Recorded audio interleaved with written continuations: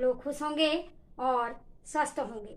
मैं Prabha Pargai Arden progressive school Lamachaur Haldwani से आज आपके लिए कक्षा 10 का पाठ 4 काव्य खंड पाठ 4 आत्मकथ्य लेकर प्रस्तुत हुई। तो बच्चों, इससे पहले वीडियो में मैं आपको गद्य खंड मानवीय करुणा की दिव्य चमक लेकर मैं आपके लिए प्रस्तुत हुई थी।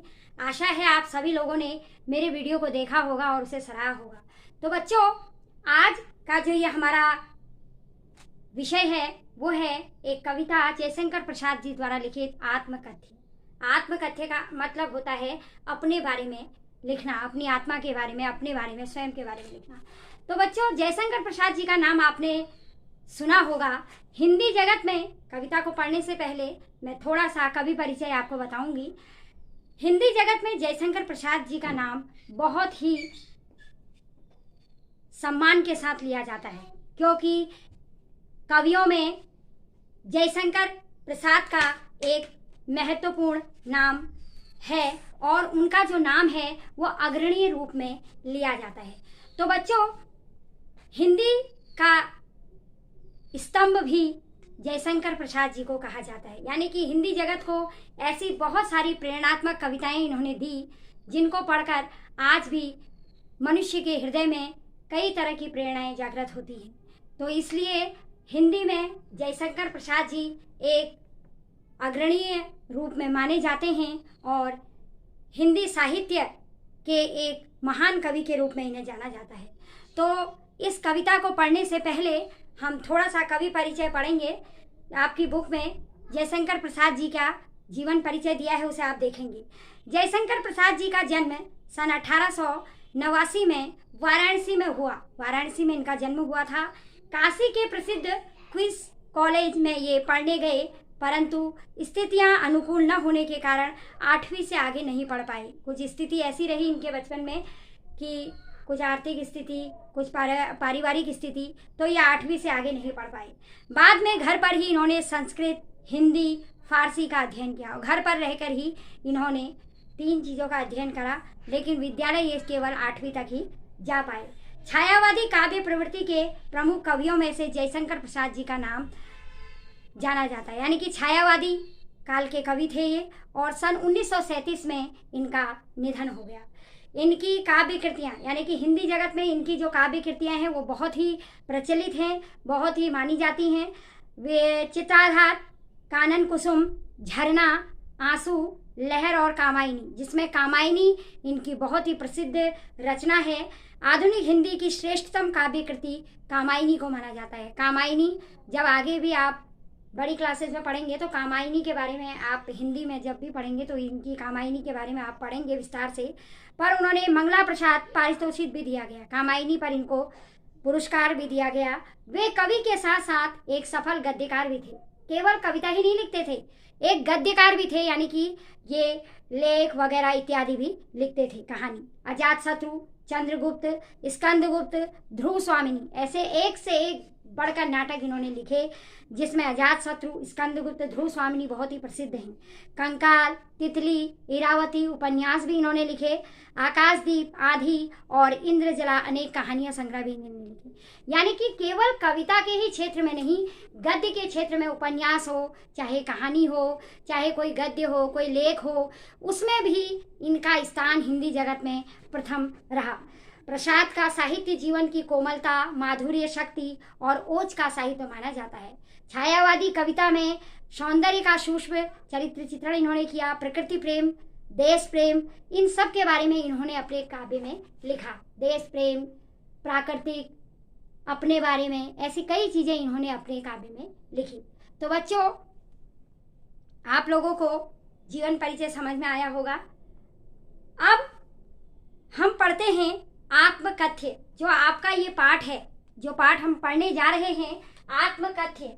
आखिर इस चैप्टर में आत्मकथ्य, जो ये चैप्टर कवि ने लिखा है, इसमें क्या लिखा है। सबसे पहले हमें इसका थोड़ा सा मैं आपको समरी बताऊंगी कि आखिर इस कविता में क्या जयशंकर प्रसाद जी लिखना चाहते हैं। तो प्रेमचंद के संपादक में हंस पत्रिका को एक आत्मकथा विशेषांक निकलना तय हुआ। प्रेमचंद जब संपादक रहे हिंदी जगत में। आपने प्रेमचंद जी का नाम सुना है, कक्षा 9th में भी प्रेमचंद के 2 बैलों की कथा आपके उसमें रहा है, तो प्रेमचंद के बारे में आप अच्छी तरह जानते हैं। तो इनकी एक पत्रिका थी हंस पत्रिका, तो इन्होंने हंस पत्रिका में एक आत्मकथा लिखने का सोचा कि किसी आत्मकथा मतलब होता स्वयं के बारे में। तो प्रसाद जी के मित्रों ने आग्रह किया कि वे आत्मकथा लिखें। तो जयशंकर प्रसाद जी के जो मित्र थे उन्होंने जयशंकर प्रसाद जी से कहा कि आप एक आत्मकथा लिखें, यानी कि आत्मकथा मतलब स्वयं के बारे में लिखें। प्रसाद जी इससे सहमत न थे, वो सहमत नहीं हुए। उन्होंने कहा मैं नहीं लिख पाऊंगा। इसी असहमति के तर्क से पैदा हुई कविता है आत्मकथा, यानी कि जब उन्होंने मना कर दिया, उसी मना करने पर उन्होंने एक कविता लिखी आत्मकथ्य। जब उन्होंने मना कर दिया तो फिर उन्होंने उसी मना करने पर एक कविता हुई आत्मकथ्य। यह कविता पहली बार 1932 में हंस के आत्मकथा विशेषांक में प्रकाशित हुई। पहली बार हंस पत्रिका, प्रेमचंद द्वारा जो रचित हंस पत्रिका थी, उसमें इसके बारे में छपा। जीवन के यथार्थ अभाव पक्ष की मार्मिक अभिव्यक्ति, अपने जीवन के बारे में इन्होंने उसमें लिखा कि किस तरह एक कठिनाइयों से भरा जीवन इनका रहा। जयशंकर प्रसाद ने ललित सुंदर नवीन शब्दों का प्रयोग भी इसमें किया। कुल मिलाकर यह आत्मकथ्य कविता जो है बहुत ही रोचक उन्होंने लिखी और हिंदी जगत में बहुत ही दूर दूर तक पाठकों द्वारा इसको सराहा गया है। तो आज हम पढ़ना शुरू करते हैं आत्मकथ्य कविता। मैं आपको कविता को पढ़ते हुए जाऊंगी और कविता को पढ़ते पढ़ते मैं आपको इसका अर्थ भी बताऊंगी, तो आप ध्यान से अपनी अपनी बुकों में देखेंगे। मधुप गुण गुना कर कह जाता कौन, मधुप गुण गुना कर कह जाता कौन, कहानी यह अपनी मुरझा कर गिर रही पत्तियां देखो कितनी आज घनी। फिर से एक बार सुनेंगे। मधुप गुण गुना कर कह जाता कौन, मधुप गुण गुना कर कह जाता कौन, कहानी यह अपनी मुरझा कर गिर, कहानी यह अपनी मुरझा कर गिर रही पत्तियां देखो कितनी आज घनी।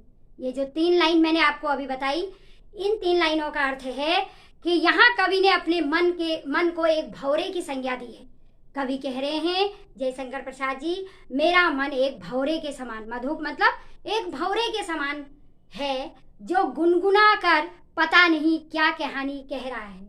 मुझे खुद भी पता नहीं कि मेरा मन भौरे की तरह क्या गुनगुना रहा है, क्या कहानी कह रहा है। मधुप गुनगुना कर कह जाता कौन, कहानी यह अपनी मुरझा कर गिर रही पत्तियां देखो कितनी आज घनी। तो इस तरह से गुनगुना कर पता नहीं क्या कहानी कह रहा है, वह यह नहीं समझ पा रहे हैं, यानी कि कवि इस बात को नहीं समझ पा रहे हैं कि उनका मन भौरे की तरह क्या गुनगुना रहा है। वह अपनी जीवन गाथा की कौन सी कहानी कहें, यह कह रहे हैं कि आखिर वह अपनी जीवन की कौन सी कहानी आपको कहें, ये उनको पता नहीं चल पा रहा है, क्योंकि उनके समीप मुरझा कर गिरते हुए पत्ते जीवन की नश्वरता का प्रतीक है।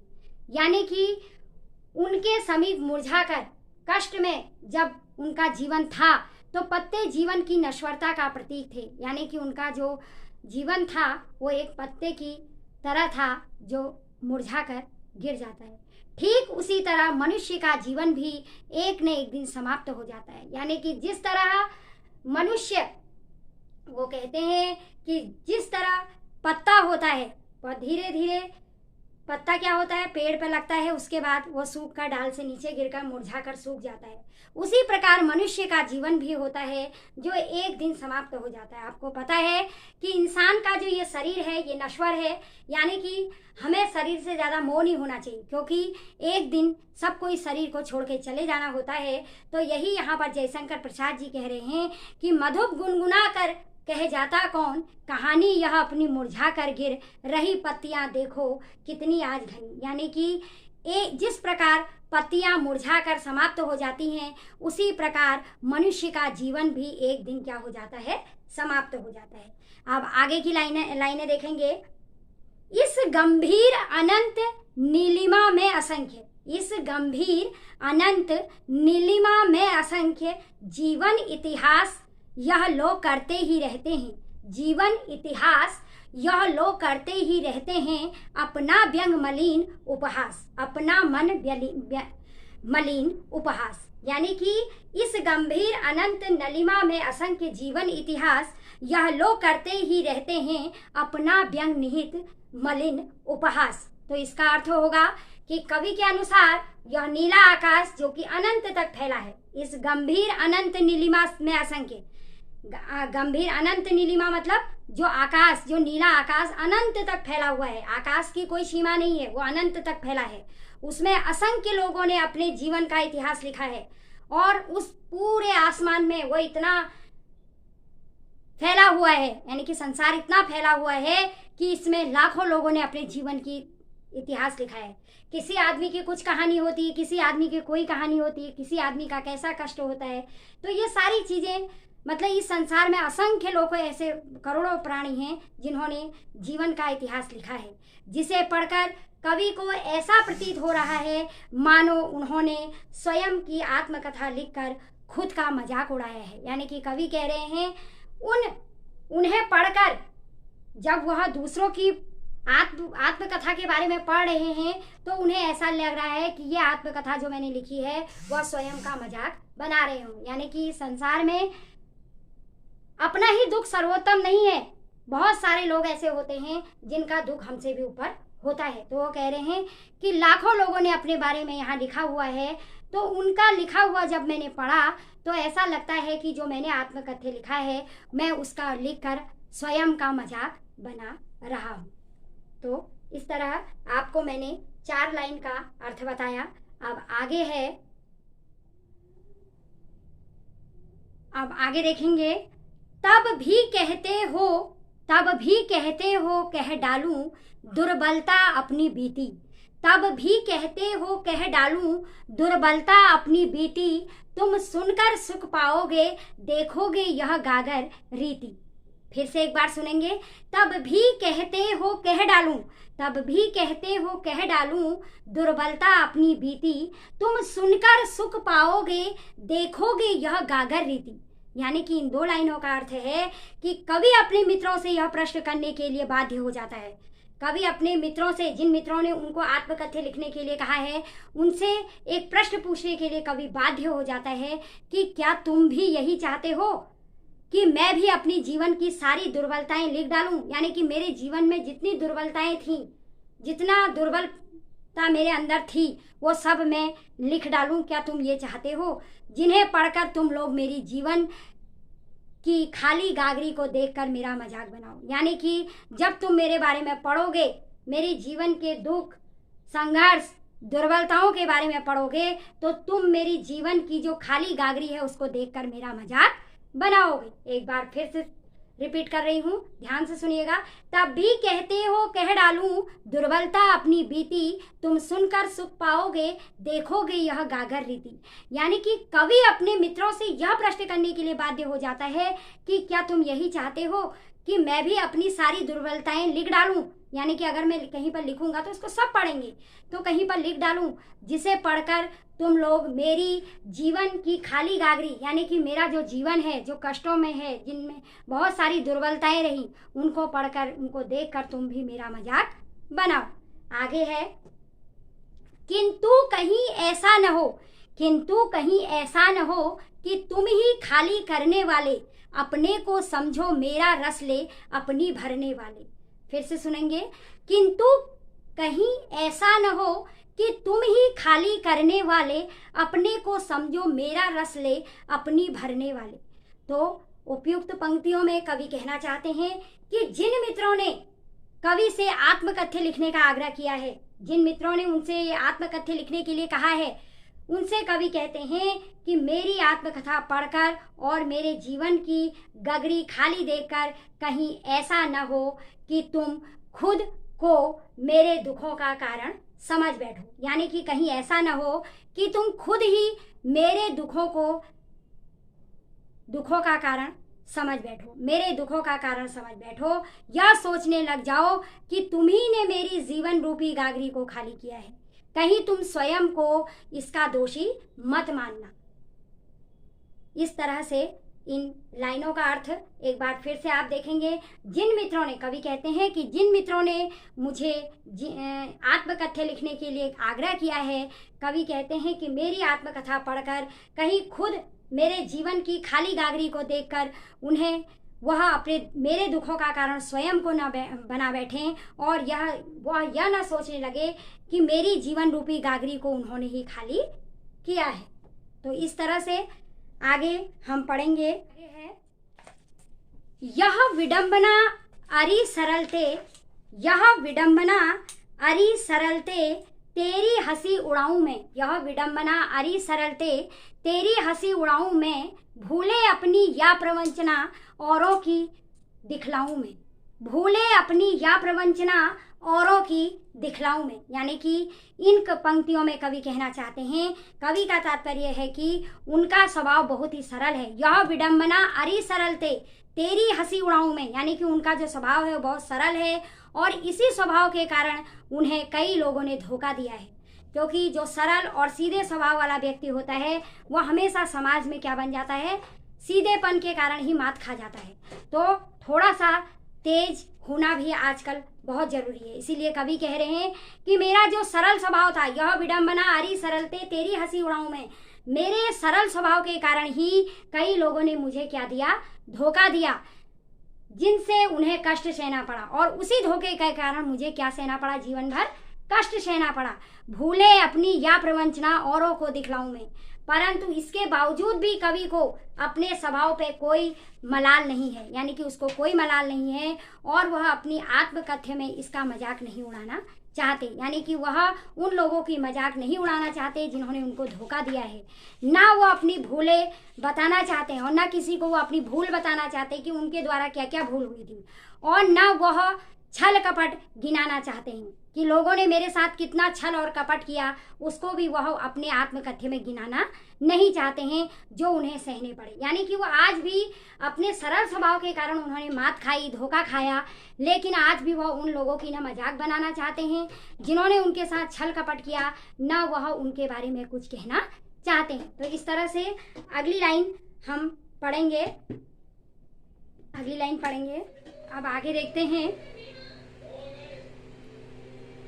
उज्जवल गाथा कैसे गाऊं मधुर चांदनी रातों की, उज्जवल गाथा कैसे गाऊं मधुर चांदनी रातों की, अरे खिला कर हंसते होने वाली उन बातों की। तो आगे कवि कह रहे हैं कि उज्जवल गाथा कैसे गाऊं, यानी कि कवि के अनुसार वो रातों के अच्छे पल जो उन्होंने अपनी प्रेम के साथ बिताए थे, यानी कि अपनी प्रेमिका के साथ, अपने जो उनकी सहचरनी थी उनके साथ बिताए थे, वह उनके साथ हंसकर बिताए थे, अच्छी अच्छी बातें की थी, अब कैसे अपने आत्मकथा में लिखकर उन लोगों को सुनाएं, ये तो उनके जीवन की पूजा है। यानी कि वह उनके जीवन की क्या थी, एक पूजा थी, जिससे वह अपने दिल का हर दर्द, हर सुख दुख बांटते थे। अब उसे इस आत्मकथ्य के माध्यम से मैं आपको कैसे बताऊं। आगे है, मिला कहाँ वह सुख जिसका, मिला कहाँ वह सुख जिसका मिला कहाँ वह सुख जिसका मैं स्वप्न देखकर जाग गया, मैं स्वप्न देखकर जाग गया, आलिंगन में आते आते मुस्कुरा कर जो भाग गया, आलिंगन में आते आते मुस्कुरा कर जो भाग गया। यानी कि आगे कवि कहते हैं, कवि कहता है कि मैंने अपने जीवन में सुख का जो स्वप्न देखा था, एक सुख का स्वप्न मैंने अपने जीवन में देखा था, तो उस सुख के स्वप्न को देखा था वह मुझे प्राप्त ही नहीं हुआ, यानी कि मुझे वह प्राप्त ही नहीं हुआ। मिला कहाँ वह सुख जिसका, यानी कि मैंने एक सुख का सपना देखा था, एक सुख को देखा था, लेकिन वह मुझे प्राप्त नहीं हुआ। अर्थात मेरा जीवन तो सर्वथा अभाव से ही ग्रस्त रहा, मेरा जीवन हमेशा अभावग्रस्त रहा, अभाव में मैंने अपना जीवन व्यतीत किया। सुखी जीवन का स्वप्न तो मेरे पास आते आते, मेरा आलिंगन करते करते मुझसे दूर हो गया। यानी कि जैसे ही सुख मेरे करीब आया वह मुझसे मिला और मेरा आलिंगन, जैसे ही उससे मेरा आलिंगन होने वाला था, मैं उससे गले मिलने वाला था सुख से, लेकिन वह तुरंत मुझसे दूर हो गया। तो इस तरह कवि ने कहा है, मिला कहाँ वह सुख जिसका मैं स्वप्न देखकर जाग गया। यानी कि मुझे वह सुख नहीं मिला जो मैंने स्वप्न में देखा था, वह स्वप्न देखते ही टूट गया। आलिंगन में आते आते मुस्कुरा कर जो भाग गया। यानी कि वह सुख जो मुझसे आलिंगन, यानी कि जिससे मेरी भेंट होने वाली थी, जिससे मैं आलिंगन करने वाला था, लेकिन वह सुख मुझसे रूठ गया, वह मेरे भाग्य में नहीं था। आगे है, जिसके अरुण कपोलों की मतवाली सुंदर छाया में, जिसके अरुण कपोलों की मतवाली सुंदर छाया में अनुरागिनी उषा लेती थी निज सुहाग मधुमाया में, निज सुहाग मधुमाया में। तो प्रस्तुत पंक्तियों में कवि ने सौंदर्य चित्रण किया है। प्रसाद जी का सौंदर्य चित्रण प्रकृति और नारी पर अविलंबित है। यानी कि प्रकृति और नारी, इन दोनों की जो सौंदर्य है उसका वर्णन इन्होंने किया है। प्रातः काल सूर्य के लाल गालों को मन प्रसन्न कर देने वाली छाया में जब प्रेम भरी भोर का आगमन होता है, यानी कि प्रातः काल जब सूर्य उदय होता है तो ऐसा लगता है जैसे किसी स्त्री के गाल लाल हों, यानी कि लाल मन को प्रसन्न देने वाली छाया, प्रेम से भरी छाया का आगमन होता है। ऐसी सुंदर स्मृतियाँ, यानी कि ऐसे सुंदर जो स्मृतियाँ होती हैं वह क्या होती है, ऐसी मेरे मन में आज भी बनी हुई है। यानी कि उस समय की जो प्रेम की स्मृतियाँ मेरे मन में हैं वह आज भी हैं, लेकिन आज मैं एक पथिक के समान हूँ। लेकिन आज मैं क्या हूँ, एक पथिक बन के रह गया हूँ। ठीक है, एक पथिक बन के रह गया हूँ। आगे है, उसकी स्मृति पाथे बनी थके पथिक की पंथा की, सीवन को अधेड़ कर देखोगे क्यों मेरी कंथा की। यानी कि कवि कह रहे हैं कि जो जीवन रूपी राह में चलते चलते थक गया हूँ, यानी कि आज मैं केवल एक पत्थर, एक पथिक मतलब एक पथिक, एक रास्ते पर चलने वाला पथिक बन के रह गया हूँ, जो जीवन भर चलते चलते थक चुका है। यह केवल उषा की स्मृतियाँ ही मेरा संबल बनी हुई है। ठीक है, तो इस तरह से कवि अपने मन की व्यथाएं यहाँ पर कह रहा है। आगे है, छोटे से जीवन की कैसे बड़ी कथाएं आज कहूँ, छोटे से जीवन की कैसी बड़ी कथाएं आज कहूँ, क्या यह अच्छा नहीं कि औरों की सुनता मैं मौन रहूँ। तो इस तरह कवि कह रहे हैं यहाँ पर कि कवि कहता है कि अब आत्मकथा लिखवा कर क्या तुम मेरी जीवन रूपी गाथा है उसका मजाक बनाना चाहते हो, अर्थात क्या मेरे जीवन की अच्छाइयाँ बुराइयाँ देखना चाहोगे। अब तुम मेरे जीवन की क्या अच्छाइयाँ देखना चाहोगे और क्या बुराइयाँ देखना चाहोगे। क्या सीवन को अधेड़ देखकर क्यों मेरी कंथा की, छोटे से जीवन की कैसे बड़ी कथाएं आज कहूँ। यानी कि मैं अपनी उन कथाओं को आज तुमसे कैसे कहूँ, मेरा जीवन तो बहुत छोटा है, छोटे से जीवन की कैसे बड़ी कथाएं कहूँ, मगर मेरे जीवन की जो कथाएं हैं वो बहुत बड़ी हैं। कवि कह रहे हैं कि मेरे जीवन की जो कथाएं हैं वो बहुत बड़ी हैं। जीवन तो बहुत छोटा है, लेकिन मेरे जीवन में जो संघर्ष, जो दर्द, जो कठिनाइयाँ रहीं वह बहुत बड़ी हैं। वह आत्मकथा के रूप में किस प्रकार कही जा सकती हैं, यानी कि मैं उनको आत्मकथा के रूप में किस प्रकार कहूँ। इस तरह कवि प्रसन्न करता है कि क्या यह अच्छा नहीं होगा कि औरों की आत्मकथा सुनकर रहूं और स्वयं मौन रहूं। यानी कि कवि कह रहे हैं अब मेरे लिए यही अच्छा है कि मैं औरों की आत्मकथा को सुनूं और स्वयं मैं क्या रहूं, मौन रहूं।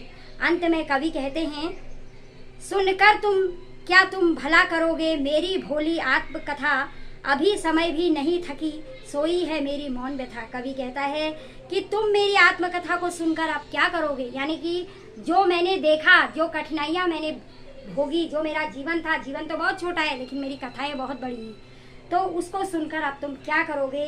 अभी आत्मकथा लिखने का समय भी नहीं आया, मेरे मन की व्यथाएं मौन होकर थक कर अभी सोई नहीं है। यानी कि मेरी मन की जो व्यथा है वो अभी मौन है, वो अभी सोई नहीं है। तो इस प्रकार बच्चों, इस कविता जयशंकर प्रसाद जी द्वारा लिखी ये आत्मकथ्य जो कविता है, ये बहुत ही सुंदर कविता कवि ने लिखी है और स्वयं के जीवन की कठिनाइयाँ, संघर्ष और दूसरों के द्वारा जो धोखा कवि को अपने जीवन में मिला, छल कपट, उन सब से उन्होंने कितना धोखा खाया, वो सब के बारे में बता रहे हैं कि और फिर कह रहे हैं कि मेरा जीवन बहुत छोटा है, मैं इस छोटे से जीवन में, लेकिन मेरी जो आत्मकथाएं हैं वो बहुत ज़्यादा हैं, मेरी कथाएं बहुत ज़्यादा हैं, तो मैं इसको लिखना नहीं चाहता हूँ। तो इस तरह से कवि द्वारा यह कविता आपकी लिखी गई। तो अगली जो वीडियो है उसमें मैं इसी कविता के कुछ महत्वपूर्ण प्रश्न उत्तर लेकर प्रस्तुत होंगी। तब तक के लिए धन्यवाद।